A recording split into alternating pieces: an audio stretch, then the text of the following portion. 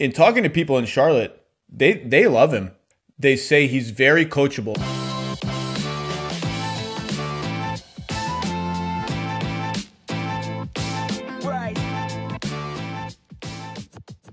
Let's start with the number 3 pick, your number 1 prospect in this draft. One of the more polarizing top prospects that I can remember in the last 5 years.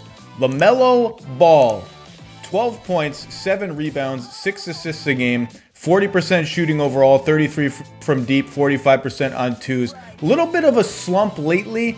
The on-off numbers have dipped unfavorably to him. The Hornets are -5 with him on the floor and +5 with him off the floor. But I think overall, it's very clear that he has exceeded most expectations already. Certainly, the criticisms of his game, the concerns have not borne out. And the concerns were, number 1, the intel in the interviews was so bad. Like, is this kid just mentally not ready to play in the NBA? And number 2, and I'd be most interested to start here. I mean, I didn't watch him hardly at all, other than some passing highlights and all that. I mean, I read some stuff about his defense that, look, a lot of rookies are bad at defense, right? And you said he was not good at defense.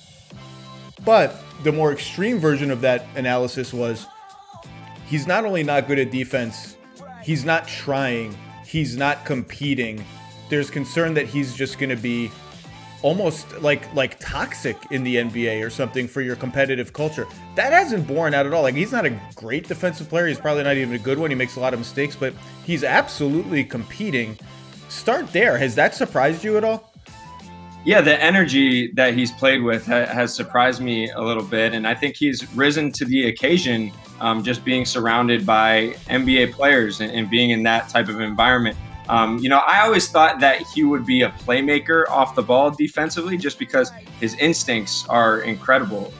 His timing, his anticipation. I loved his rebounding as a guard, as a big guard, his instincts there. Just reading the ball off the rim are pretty high level. But yeah, he's been much more energetic than I thought. And I think part of that is playing him in the role that they are playing him, right? Coming off the bench, giving him short spurts of minutes and kind of making him earn it with that type of energy. But I mean, early on in the season, the more you talk to that staff, you would just hear them rave about like the person he was, like the spirit, the joy, the way guys gravitated toward him on the court and off the court. And so I always thought that the criticism of his habits and all that was a little bit overblown, just from being able to go down there and watch him in Australia and just kind of see like how he is on a day-to-day basis. I didn't see it as some toxic thing. It was more a matter of this guy moved all over the world. He had never played for a winning team. He had never really finished a season. So my question was more, when the going gets tough and you're in a long 82-game season in a normal year, like, is he just going to pack it in? And we haven't seen that at all so far. In talking to people in Charlotte, they love him. I mean, they love his personality. They say he's very coachable. Like, he knows when he makes mistakes. You tell him, hey, that was, you ball watch there on defense, or he overhelps sometimes. Like, you shouldn't have helped there, or you missed that rotation. He gets it, and he doesn't do it again the next time. I think there's part of them that is almost a little exuberant and wants to start him. But I agree with you. I think this is the perfect situation for him. There's no pressure. They have 2 starting guards. He's almost always on the floor with one of Terry Rozier, Devontae Graham, and Gordon Hayward. So there's just plenty of ball handling. He doesn't have to do a ton of heavy lifting. I think so far this is a great success story. So aside from the defense, what has surprised you, good or bad, about his first 15 games in the NBA?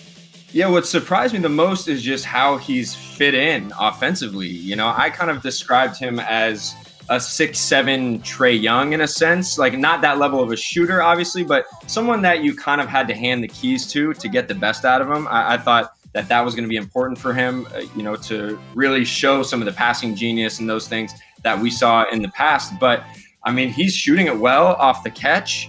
He's moving the ball. He's fitting in those multi-guard lineups, like you said, with Devontae Graham, with Terry Rozier. I mean, those 3 together, I think if you look at the numbers, have had success on both ends of the floor. And so I've been a little bit surprised at just how quickly he's fit in alongside, other good players. And I think a lot of that dates back to his early days, honestly, like playing with his brothers, playing that style at Chino Hills. You know, it was so criticized, like the run and gun, and obviously the defense was atrocious and the half court pull-ups and all that, but it forced him to basically thrive in like a chaotic style, right? It doesn't have to be high ball screen and then everything's set. I need to have a guy in the corner. I need to have a hard dive. I need to have a guy lifting up on the wing. Like, he can play out of chaos. And I think that's what's allowed him to have success alongside these other players. And I mean, teams are like running him off the line at times, whether that's a mistake or not. You know, a little head fake, he gets downhill, and then he's able to read and react. So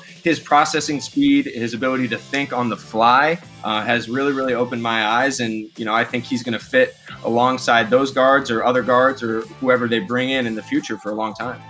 So the passing has been as advertised, right? Like, he had, in a game I was watching the other day, he got a rebound and threw a literally 90-foot, almost baseline to baseline baseball pass to Gordon Hayward, who caught it and made a lefty little fadeaway jumper. He sees the floor. He sees he's passing from 2 steps ahead. He's got all that. My question to you, this is the most interesting LaMelo Ball question for me. You mentioned you thought he was going to have, you know, to get the most out of him, you've got to give him the keys. That's what I'm most curious about, is in 4 years, 3 years, what does that look like? And can he become a dangerous enough scorer with the ball where he can take on that kind of role that we've seen some of these superstar ball handlers take on, is I'm the number one option as a scorer and a passer? Or is he more like going to be sort of like a Jason Kidd kind of player or somewhere in between? It's so early. I have no idea what that looks like. I will say his first step's a little better than I thought it would be. Like, he can get by people. It doesn't always look great. It's a little herky-jerky, but he gets by people. I just I'm having trouble envisioning what that looks like. What do you see? Yeah, the question has always been, can he score efficiently enough in the half court, especially if you switch a big onto him? Like, is his pull-up falling enough to where he can play off of that and then get by you? I think he's really going to have to improve that, obviously, to kind of set the table for the rest of his game. But also his finishing has not been good. You know, just with handling contact, you know, he has this tendency to like almost always go to his left hand, like even in a finishing situation where like he can clearly just extend with his right and you know, use that length that he has.